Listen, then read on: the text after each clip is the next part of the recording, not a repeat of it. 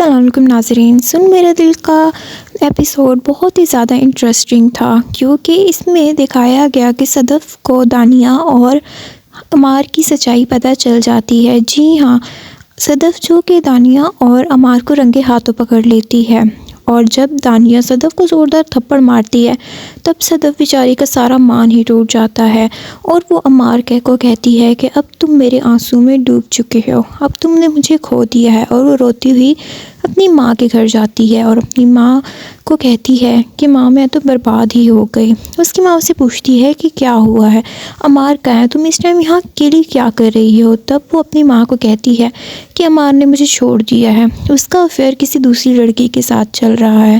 جس سن کر اس کی ماں بھی بہت شوق ہو جاتی ہے اور اس سے پوچھتی ہے کہ ایسا کیسے ہو سکتا ہے؟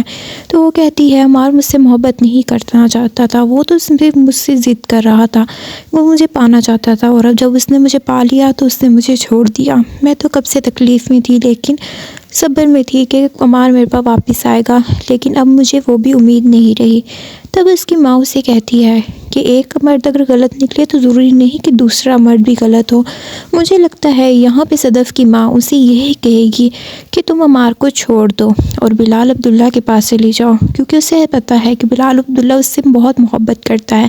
یہاں تک کہ صدف کا بھائی بھی یہی چاہتا ہے کہ صدف اور بلال عبداللہ کی شادی ہو جائے، لیکن وہ اپنی ماں اور بہن کی ضد کے آگے چپ تھا۔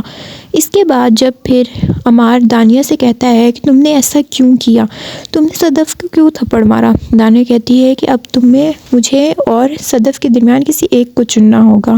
عمار کہتا ہے کہ میں تم سے محبت نہیں کرتا، میں صدف سے محبت کرتا ہوں اور میں اس کو چنوں گا، تمہیں نہیں۔ اور وہ کہہ کر وہاں سے چلا جاتا ہے، اور اس کے بعد وہ ہمشا کے پاس جاتا ہے۔ ہمشا عمار کو دیکھ کے بہت شوق ہوتی ہے اور کہتی ہے کہ تم اس ٹائم یہاں کیا کر رہے ہو؟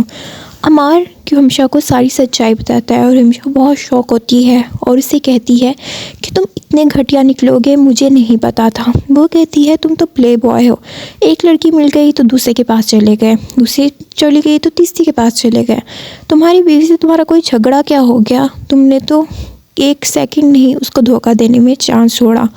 میں نے ہی تمہاری مدد کی تھی صدف کو اپنانے میں، لیکن تم تو بہت ہی غیر گزرے نکلے، مجھے امید نہیں تھی کہ تم ایسا کچھ کرو گے، صدف کی زندگی تو تم نے برباد کر کے رکھ دی ہے۔